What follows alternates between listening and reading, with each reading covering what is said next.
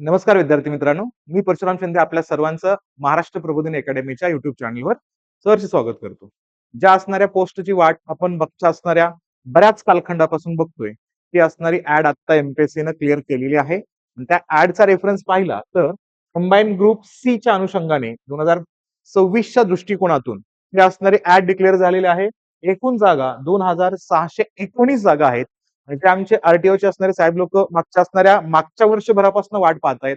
त्या विद्यार्थ्यांसाठी सुद्धा या ठिकाणी एक गोल्डन असणारी ऑपॉर्च्युनिटी समोर येते. 461 जागांची असणारी आरटीओची असणारी ऍड सुद्धा याच्यामध्ये आपल्याला समाविष्ट होताना दिसते. जाहिरात आलेली आहे. कोणती पदं असतील, एलिजिबिलिटी क्रायटेरिया काय असेल, ऑनलाईन सीबीटी एक्झामचा उल्लेख केलेला आहे. म्हणजे कॉम्प्युटर बेस्ड असणाऱ्या टेस्टचा रेफरन्स याच्यामध्ये येतो. ज्या असणाऱ्या टेस्ट आपण मोस्टली सेंट्रल लेवलच्या एक्झामला किंवा रेल्वेच्या अंतर्गत एसएससीच्या अनुषंगाने आपण बघतो. तर ती असणारी एक्झाम आता ग्रुप सीच्या असणाऱ्या प्रीच्या निमित्तानं होणार आहे. अजूनही मेन्स बद्दल क्लॅरिटी नाहीये. शक्यतो मेन्स आपल्याला ऑफलाईन होताना दिसेल या ठिकाणी. आणि मात्र आयोगानं काय केलेलं आहे की सीबीटी लेवलची असणारी एक्झाम तुम्हाला देता येण्यासाठी प्रॅक्टिस व्हावी यासाठी आयोगानं स्वतःच्या असणाऱ्या वेबसाईटवरती याचं असणार एक डेमो सेशन त्या ठिकाणी मेन्शन केलाय. डेमो तुम्ही बघू शकता. या असणाऱ्या ऑनलाईन एक्झामला कशा पद्धतीने देता येऊ शकतं. त्यामुळे घाबरून जाऊ नका.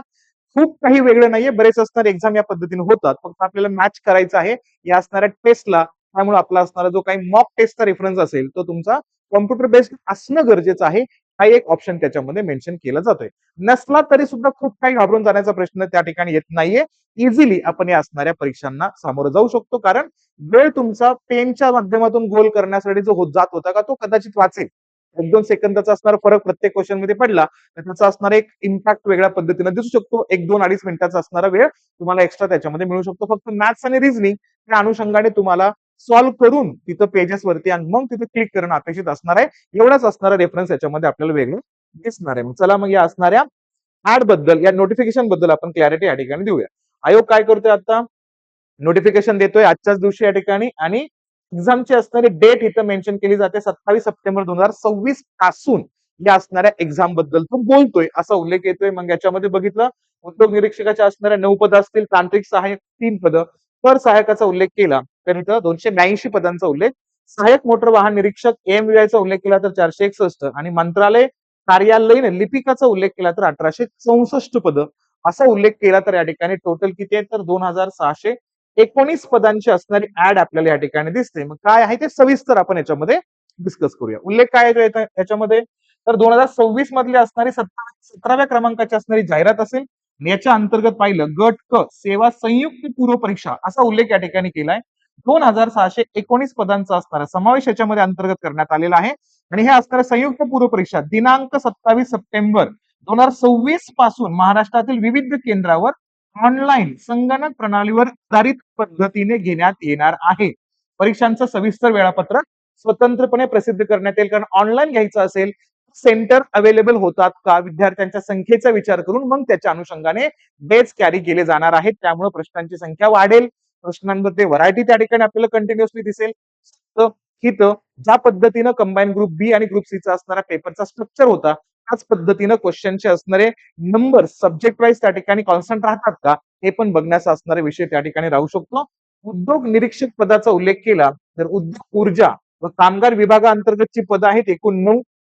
तांत्रिक सहाय्यक वित्त विभागाच्या अंतर्गत असणारे 3 पद आहेत. कर सहाय्यक वित्त विभागाच्या अंतर्गत असणारे 282 पदं, सहाय्यक मोटार वाहक निरीक्षक आरटीओचा उल्लेख केला गृह विभागाच्या अंतर्गत असणारे 461 आणि लिपिक टंक लेखकाचा उल्लेख केला तर मंत्रालयीन प्रशासकीय विभाग तसेच राज्य शासनाची महाराष्ट्रातील विविध कार्यालयांतर्गत 1864 असे 2619 पदांचा उल्लेख आपण या ठिकाणी करतोय. आणि याच्यामध्ये क्लिअरली सांगितलेलं आहे प्रस्तुत परीक्षेतील सहाय्यक मोटार वाहक निरीक्षक संवर्गाकरिता अर्ज करण्यास इच्छुक असणाऱ्या आणि शैक्षणिक व शारीरिक दृष्ट्या पात्र उमेदवारांनी सर्व अर्ज सादर करताना सदर संवर्गाचा विकल्प सादर करणे आवश्यक असणार आहे.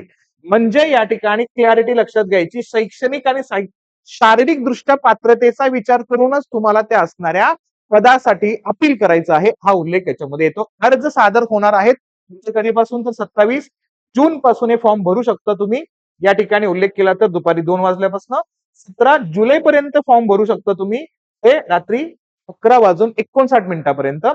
ऑनलाईन पद्धतीने शुल्क भरायचं असेल 17 जुलै पासून 17 जुलैच्या असणाऱ्या 12 म्हणजे एक प्रकारे 12 वाजण्यासाठी 1 मिनिट कमी असेपर्यंत तुम्ही रात्रीचा फॉर्म भरू शकता, ऑनलाईन पद्धतीनं फी भरू शकता. आणि इथं जर तुम्हाला ऑफलाईन पद्धतीनं बँकेच्या चलनाद्वारे फी भरायची असेल तर अजून त्या ठिकाणी 2 दिवस एक्स्ट्रा दिलेले आहेत. 19 जुलैच्या असणाऱ्या 23 वाजून 59 मिनिटापर्यंत म्हणजे रात्रीच्या 12 पर्यंत तुम्ही या ठिकाणी हे असणाऱ्या चलनाद्वारे परीक्षा शुल्क भरू शकता. चलनाद्वारे परीक्षा शुल्क बँकेमध्ये भरण्याचा उल्लेख केला या ठिकाणी. तर इथं चलनाची प्रत घेऊ शकता तुम्ही 19 तारखेपर्यंत आणि पैसे भरायचे आहेत तर तुम्हाला अजून एक एक्स्ट्रा दिवस मिळतो. 20 जुलै पर्यंत तुम्ही काय करू शकता, बँकेच्या कार्यालयीन वेळेमध्ये जाऊन या ठिकाणी संबंधित असणारे चलन या ठिकाणी भरता येऊ शकतात.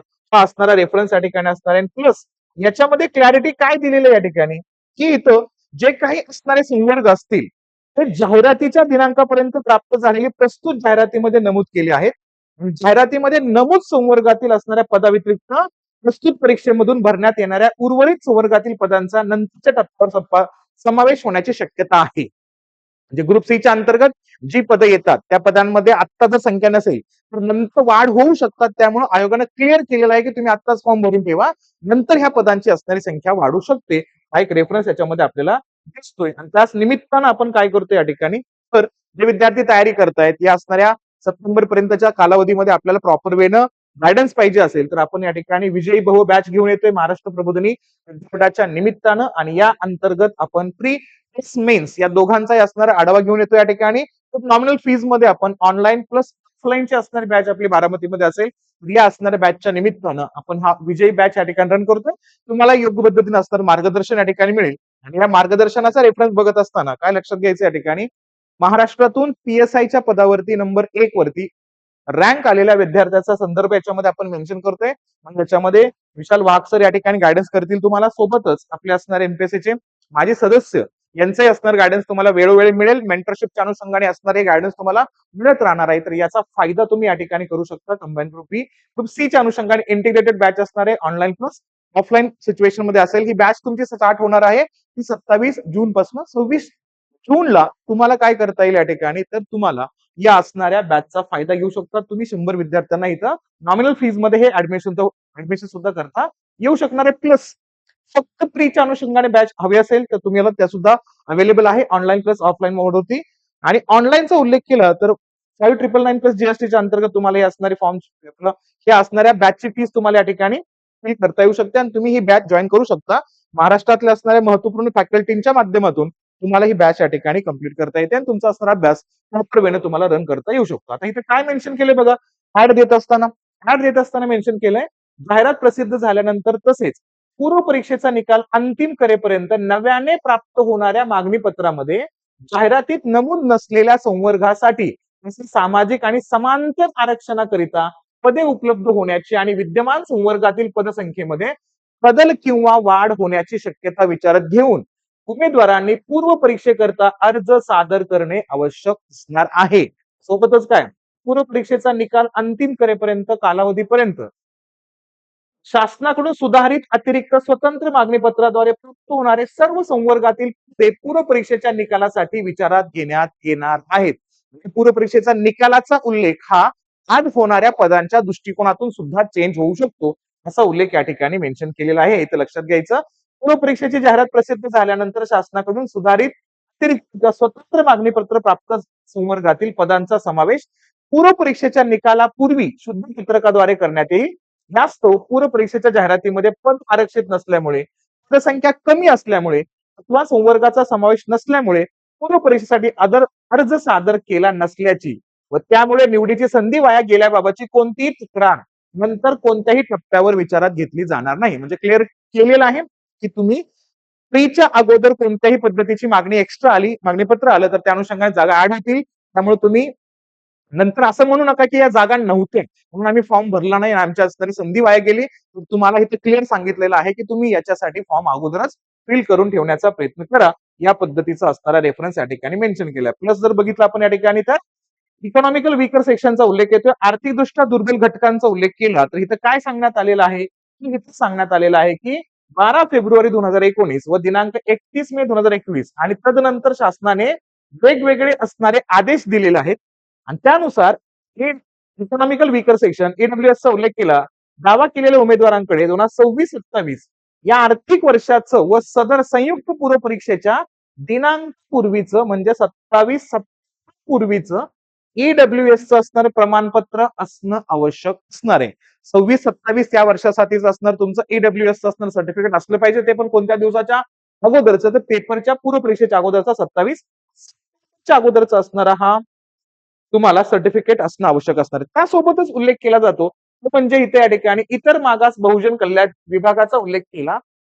इथं सुद्धा 27 सप्टेंबर 2026 पूर्वीच तुमचा असणारा एनसीएल त्या ठिकाणी प्रमाणपत्र मिळणं आवश्यक असणार आहे. म्हणजे प्रीची अगोदरपर्यंत तुम्हाला या ठिकाणी एनसीएल मेन्शन करणं आवश्यक असणार आहे. तसंच उमेदवारांकडे अर्ज करतेवेळी प्रमाणपत्र उपलब्ध नाही अशा उमेदवारांनी पूर्व परीक्षेच्या अर्जामध्ये एनएलसी बाबत येस अथवा नो असा दावा करणं आवश्यक राहील. उमेदवार उन्नत आणि प्रगत व्यक्ती गटात मोडत नसल्याबाबतचा दावा केलेल्या पूर्व परीक्षेमध्ये अर्हता प्राप्त ठरलेल्या उमेदवारांनी परीक्षेचा अर्ज भरताना प्रमाणपत्राचा तपशील भरणे व प्रमाणपत्र अपलोड करणे बंधनकारक राहणार आहे. म्हणजे तुम्हाला प्रीच्या अगोदर मेन्शन करायचे आहे की नाही आणि तुम्हाला हे सर्टिफिकेट मिळणं त्या ठिकाणी कुठलं एनसीएलचं, तर मेन्सच्या अगोदर तुम्ही त्याला फिल करू शकता असा असणारा उल्लेख या ठिकाणी मेन्शन केला म्हणजे अपलोड करू शकता. आणि जर आता उल्लेख केला उद्योग निरीक्षक उद्योग संचालनालयाचा रेफरन्स आला तर वेतन श्रेणीचा उल्लेख केला तर S13 वेतन श्रेणी आहे. तांत्रिक सहाय्यक विमा संचालनालयाचा उल्लेख केला तर S10 ची वेतन श्रेणी आहे. कर सहाय्यक S8 ची वेतन श्रेणी आहे. लिपिक लेखकाचा उल्लेख केला तर S6 ची वेतन श्रेणी आहे. सहाय्यक मोटार वाहन निरीक्षकाचा उल्लेख केला तर S14 ची वेतन श्रेणी आहे. लक्षात घ्यायचं. भले एक्झाम ग्रुप सी मध्ये होत असेल तर ग्रुप बी चं असणारं प्रमाण या ठिकाणी वेतनाच्या स्वरूपामध्ये मिळतं. हे लक्षात घ्यायचं या ठिकाणी आरटीओच्या अनुषंगाने असणार मुद्दा. आता मुद्दा येतो वयोमर्यादा कशी असेल. मग इथं उल्लेख केला वयोमर्यादेचा तर दिनांक 1/2026 पर्यंतचा संदर्भ या ठिकाणी मेन्शन करायचे.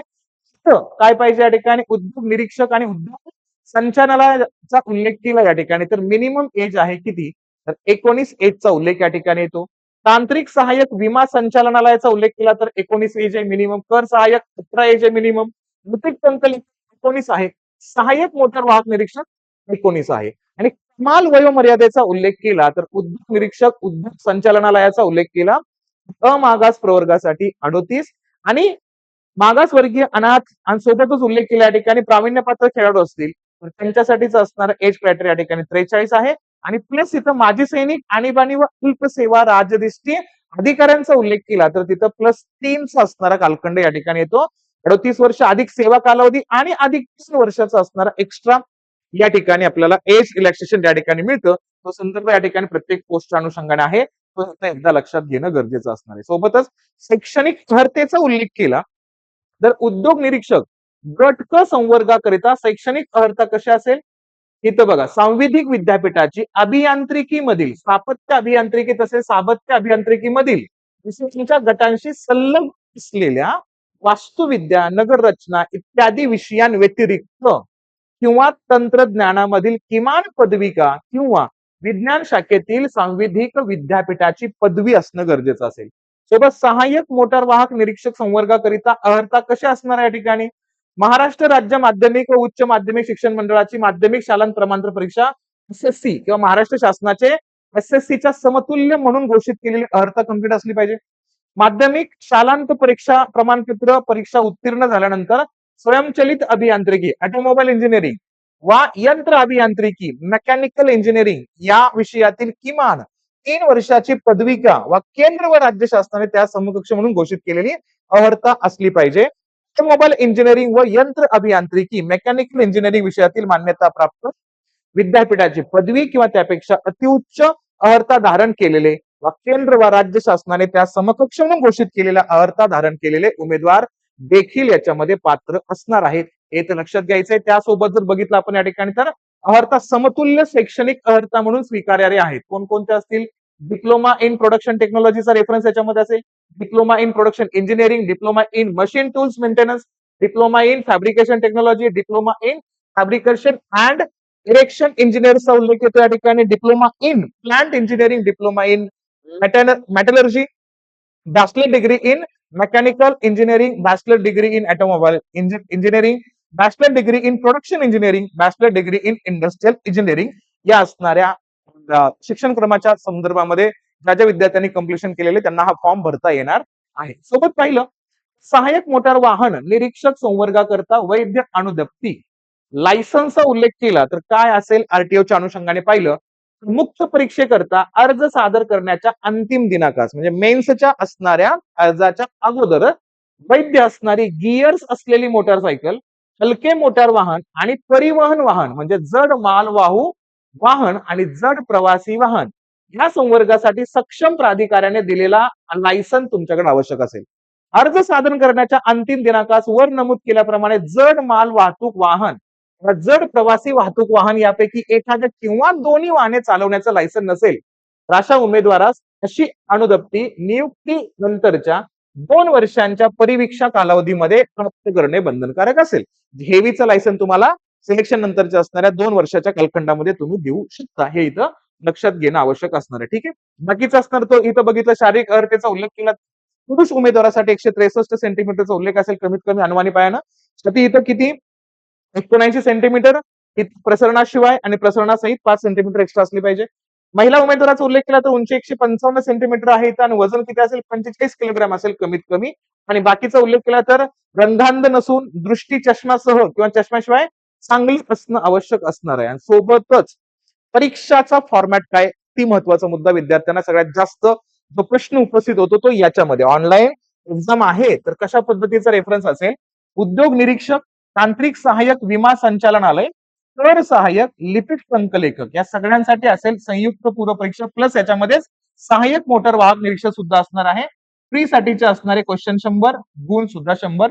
मेन्स मध्ये आरटीओ सोडून दिला आरटीओ साठी स्वतंत्र मेन्स असणार आहे 300 मार्काची आणि इतर सगळ्या पदांसाठी संयुक्त मेन्स एकत्रच असणार आहे 400 मार्कांचा. हे लक्षात घ्यायचं. इथं काय सांगितलंय तर संयुक्त पूर्व परीक्षा संगणक प्रणालीवर आधारित आहे. परीक्षा एकापेक्षा अधिक सत्रांमध्ये आयोजित केली जाईल. प्रत्येक सत्रासाठी स्वतंत्र प्रश्नपत्रिका दिली जाईल.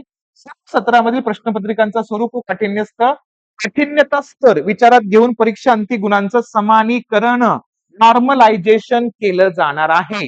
या नॉर्मलायझेशन मध्ये काय असेल उमेदवारांचे नॉर्मलायझेशनचे गुण निश्चित करून त्याप्रमाणे निकाल जाहीर करण्यात येईल. नॉर्मलायझेशन पद्धती संदर्भात विस्तृत माहिती आयोगाच्या संकेतस्थळावर स्वतंत्ररित्या प्रसिद्ध करण्यात येईल आणि सदर नॉर्मलायझेशन सर्व उमेदवारांना बंधनकारक राहील याची उमेदवारांनी नोंद करायची आहे. म्हणजे वेगवेगळ्या शिफ्ट मध्ये एक्झाम होणार आहे त्याच्यामुळं नॉर्मलायझेशनची असणारी पद्धत आणावी लागणार आहे. ती असणारी पद्धत काय असेल याचे नोटिफिकेशन आयोग क्लिअरली देतो म्हणलेलं आहे. त्या अनुषंगाने लक्षात घ्यायचं. प्रस्तुत पूर्व परीक्षेच्या सर्व सत्रातील परीक्षा पूर्ण झाल्यानंतर उत्तर तालिका प्रसिद्ध करण्यात येतील. म्हणजे सगळे असणारे जे काही सत्र असतील ते कंप्लीट झाले तरच आन्सर की त्या ठिकाणी दिली जाणार आहे. तसेच उमेदवारांनी सोडविलेल्या उत्तर पत्रिका संबंधित उमेदवाराच्या प्रोफाईल्स मध्ये उपलब्ध करून देण्यात येणार आहे. म्हणजे आपण जे ऑफलाईनला त्या ठिकाणी कार्बन कॉपी मिळायची ना तशी असणारी कॉपी आपल्याला आपल्या प्रोफाईलच्या अंतर्गत आयोग देणार आहे. त्याच्याबद्दल तुम्ही मग त्या ठिकाणी नंतर क्लेम करायचं असेल तर क्लेम करण्यासाठी तुमच्याकडे प्रूफ राहणार आहे तुमच्या असणाऱ्या आन्सर कीचा. हाही रेफरन्स या ठिकाणी आपल्याला आयोग क्लिअरली देण्याचा प्रयत्न करतोय. सोबत उल्लेख केला परीक्षा फीचा संयुक्त पूर्व परीक्षेचा उल्लेख केला मागास गटासाठी 394 रुपये आहे. मागासवर्गीयचा उल्लेख केला अनाथचा उल्लेख केला या ठिकाणी तर इथं 294 रुपये आहे. माजी सैनिकासाठी गट क संवर्गासाठी 44 रुपयांचा उल्लेख येतो. मेन साठीचा उल्लेख केला तर 544 मागासवर्गीयाचा उल्लेख केला 344 आणि माजी सैनिकांसाठी 44 रुपयाचा असणाऱ्या फीचा उल्लेख याच्यामध्ये येतो. आता आपण सविस्तर वाईज पदांच्या अनुषंगाने असणारी किती संख्या आहे पदांची हे आपण या ठिकाणी डिस्कस करूया. उल्लेख केला पहिल्यांदा उद्योग निरीक्षकाच्या असणाऱ्या 9 पदांचा उल्लेख या ठिकाणी येतो. किती पद आहे 9 पदांचा संदर्भ आहे या ठिकाणी. पदसंख्या अनुसूचित जातींचा उल्लेख केला तर या ठिकाणी 2 आहेत एकूण सर्वसाधारण 1 महिला 1 अशा पद्धतीच्या जागांचा उल्लेख केला. अराखीव पद 1 आहे आणि तो अराखीव पद कसा असेल सर्वसाधारण गटांचा उल्लेख असेल या ठिकाणी. एकूण 9 पदांचा आहे. समांतर आरक्षणाचा संदर्भ या ठिकाणी आपल्याला हायलाइट होताना दिसतोय हे लक्षात ठेवायचं. नंतर तांत्रिक सहाय्यकाचा उल्लेख केला तर एकूण 3 पद आहेत. तुम्ही तुमच्या कॅटेगरीच्या अनुषंगाने किती पद तुम्हाला आहेत हे तुम्ही चेक करू शकता. सोबतच सहाय्यक मोटार वाहन निरीक्षक गट क आरटीओचा उल्लेख या ठिकाणी येतोय. पदसंख्यांचा संदर्भ आणला तर टोटल 461 आहे. त्यामध्ये अराखीव पद इथं 166 आहेत रिझर्व्ह नसलेले आणि रिझर्व्ह असलेले किती आहेत त्या ठिकाणी 295 पद आहेत. आणि त्या अंतर्गत जर बघितलं स्पेसिफिकली हा असणार रेफरन्स या ठिकाणी मेन्शन केलाय. अनुसूचित जातीच्या अनुषंगाने 34 जागा आहेत. जमातीच्या अनुषंगाने 17 जागा आहेत या ठिकाणी. ए चा रेफरन्स पाहिला तर 12 ब चा उल्लेख केला तर 5 ब क चा उल्लेख केला 21 ब ड चा उल्लेख केला तर 12 इतर मागासवर्गीयाचा उल्लेख केला, ओबीसी 97 जागांचा संदर्भ या ठिकाणी येतोय. सामाजिक आणि शैक्षणिक मागास वर्गाचा उल्लेख केला तर 46 जागांचा संदर्भ आहे. टोटल तुम्हाला 461 जागा आहे. तुमच्या असणाऱ्या कॅटेगरी वाईज तुमचे असणारे जे पद आहेत का ते इथे मेन्शन केलेलं आहे, ते तुम्ही बघून घेऊ शकता. हा एक महत्वाचा मुद्दा असेल. नंतर येतो असिस्टंटचा कर सहायकाचा उल्लेख केला तर 282 पद आहेत आणि याच्यामध्ये बघितलं तर अराखीव पदांचा उल्लेख केला तर 102 आहेत आणि राखीव आरक्षित पदांचा उल्लेख केला तर 180 पद तुम्हाला या ठिकाणी दिसतात. आणि त्यानंतर लिपिक लेखक संवर्गाच्या अंतर्गत 1864 जागा आहेत आणि त्यामध्ये सामान्य प्रशासन विभागाचा उल्लेख केला. मंत्रालयीन प्रशासकीय विभागाअंतर्गत 243 पद आहेत. त्याच्यामध्ये सुद्धा अराखीव पद 59 आहेत, राखीव पद 184 चा उल्लेख येतो. सह्याद्री व नंदगिरी राज्य अतिथीगृहाचा उल्लेख केला. मुंबईमध्ये 2 पदांचा रेफरन्स आहे. लोक आयुक्त आणि उपलोकायुक्त कार्यालय मुंबईमध्ये 6 पदांचा रेफरन्स आहे. वित्त विभागाच्या अंतर्गत सहसंचालक लेखा व कोषागार नागपूरमध्ये 15 पदं आहेत या ठिकाणी. सहसंचालक लेखा व कोषागार नाशिक विभागाच्या अंतर्गत 11 पदं दिसतात तुम्हाला. सहसंचालक लेखा व कोषागारे अमरावतीमध्ये 29 पद आहेत. सहसंचालक लेखा व कोषागार कोकण विभाग नवी मुंबई 17 पदांचा उल्लेख दिसतो. सहसंचालक लेखा व कोषागार पुणे विभाग पुणे 20 पदं दिसतात आपल्याला. सहसंचालक लेखा व कोषागार छत्रपती संभाजीनगर विभाग छत्रपती संभाजीनगर 9 पद आहेत त्याच्यामध्ये. पोलीस महासंचालक कार्यालय शहर लिपिक संवर्ग मुंबई 69 पद आहेत.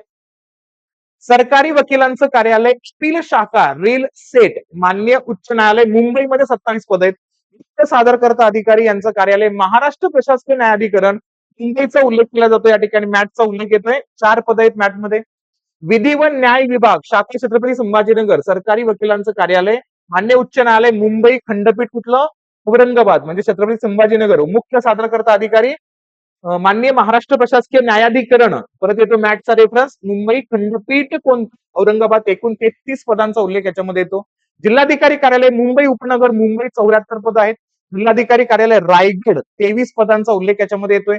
सगळ्या पदांच्या निमित्तानं आपल्याला या ठिकाणी रेफरन्स लक्षात घ्यायचंय की प्रत्यक्षात किती जागा तुम्हाला मिळत आहेत. 2619 जागा आहेत. खूप चांगली गोल्डन ऑपॉर्च्युनिटी आहे. पेपर सीबीटीच्या अनुषंगाने असेल, कॉम्प्युटर बेस्ड टेस्ट असणारे, घाबरून जाऊ नका. हे खूप काही वेगळं नाहीये. इथं पेपर तुम्हाला कमी वेळाच्या अनुषंगाने कव्हर करता येऊ शकतो. चांगल्या पद्धतीचा वेळ मिळू शकतो. त्यामुळे हा एक थोडासा चांगला ऑपॉर्च्युनिटीचा पार्ट याच्यामध्ये येईल. हा नक्कीच प्रत्येकाला क्वेश्चन सेम नाहीयेत. त्यांच्या असणाऱ्या सेंटरच्या त्यांच्या असणाऱ्या त्या सत्राच्या नुसार तुम्हाला असणारे पेपरचे क्वेश्चन्स वेगवेगळे असतील पण अभ्यास तोच आहे. सिलेबसचा रेफरन्स तोच आहे. अजून क्लॅरिटी देईल त्या पद्धतीनं कसे असणारे क्वेश्चन्स त्याच्यामध्ये मेन्शन करायचे आहेत. आणि प्लस ग्रुप बी आणि ग्रुप सी च्या अनुषंगाने सी मध्ये कोणत्याही पद्धतीचे सिलेबस चेंज नाही याची क्लॅरिटी आयोगाने अगोदरच दिलेली होती. त्यामुळे अभ्यास तुम्ही त्याच पद्धतीनं चालू ठेवा. यासाठी आपल्याकडे या असणाऱ्या महाराष्ट्र प्रबोधिनी विद्यापीठाच्या निमित्तानं आपण महाराष्ट्र प्रबोधिनी अकॅडमीच्या अंतर्गत ग्रुप बी आणि ग्रुप सी स्पेसिफिकली आता ग्रुप सी ची असणारी बॅच या ठिकाणी स्टार्ट करतोय. 26 जूनला जे विद्यार्थी प्रायोरिटीने करतील त्या 100 विद्यार्थ्यांना आपण बेनिफिट देऊया या असणाऱ्या बॅचच्या अंतर्गत. प्लस तुम्हाला महाराष्ट्रातून नंबर 1 ला पीएसआय म्हणून सिलेक्ट झालेला असणारा विशाल वाघ सरांचा असणार गायडन्स त्या ठिकाणी मिळेल. मेंटरशिप मिळेल. प्लस तुम्हाला मिळेल या ठिकाणी कोणाचं तर एमपीएससी चे असणारे माजी सदस्य अरुण अडसू सरांचं असणारं मेंटरशिप तुम्हाला याच्यामध्ये मिळून जाईल. आणि सोबत पाहिलं तर विजयराज चंदनकर सर आहेत. यांच्या अनुषंगाने असणारे एसबीआय पीओच्या अंतर्गत असणारे पदाची भूमिका घेणारे आपले सर आहेत. त्यांच्याही सुद्धा असणार गायडन्स मिळेल. आणि महाराष्ट्रातील असणारे सर्वात स्ट्रॉंगेस्ट फॅकल्टीची टीम तुम्हाला याच्यामध्ये मिळणार आहे. त्यामुळे तुम्ही या असणाऱ्या बॅचला अवेल करू शकता. त्यांना फ्रीची बॅच जॉईन करायची आहे. त्यांच्यासाठी आपली ऑनलाईन आणि ऑफलाईन स्पेसिफिकली बारामतीमध्ये तुम्हाला ही बॅच मिळेल फक्त 5999 प्लस जीएसटीच्या अंतर्गत ही बॅच तुम्हाला मिळणार आहे. 27 जून पासून बॅच स्टार्ट होणार आहे आपली. त्या अनुषंगाने तुम्हाला युट्यूबवरचे सेशन बघायला मिळतील. प्लस ऍप्लिकेशन मध्ये आपल्याला या ठिकाणी सेशन चालू होणार आहे. त्यासाठी तुम्हाला महाराष्ट्र प्रबोधिनी अकॅडमीचं असणारं ऍप्लिकेशन गुगल प्ले स्टोर वरती जायचंय आणि ते डाउनलोड करायचे आणि तुम्हाला त्या अंतर्गत त्या बॅचेस मिळतील. खूप नॉमिनल फीज मध्ये आपण या गोष्टी करतोय. आणि 26 जूनला सामाजिक न्याय दिवसाच्या निमित्तानं पहिल्या 100 विद्यार्थ्यांना सवलतीमध्ये तुम्हाला ऍडमिशन दिलं जाणार आहे. तर या असणाऱ्या बॅचचा फायदा घ्यायचा आपल्याला. आणि प्रत्यक्षात काय करायचंय या असणाऱ्या एक्झामला क्रॅक करण्याचा विचार करायचा. गोल्डन ऑपॉर्च्युनिटी चांगल्या जागा आहेत. त्या निमित्तानं हा असणारा फॉर्म भरून तुम्ही असणाऱ्या परीक्षेच्या तयारीला जोरदार लागावं अशा अपेक्षा आहे. महाराष्ट्र प्रबोधिनी आणि मी तुमच्यासोबत कायम आहे. कंटिन्युअसली आपण असे घेत जाऊया. आणि सोबतच तुम्हाला ही असणारी माहिती जास्तीत जास्त विद्यार्थ्यांना शेअर करायची. चॅनलमध्ये नवीन असाल तर सबस्क्राईब नक्कीच करा. भेटूया आपण अशाच पुढच्या सेशन मध्ये. तोपर्यंत काळजी घ्या आणि अभ्यास करत राहा. थँक्यू.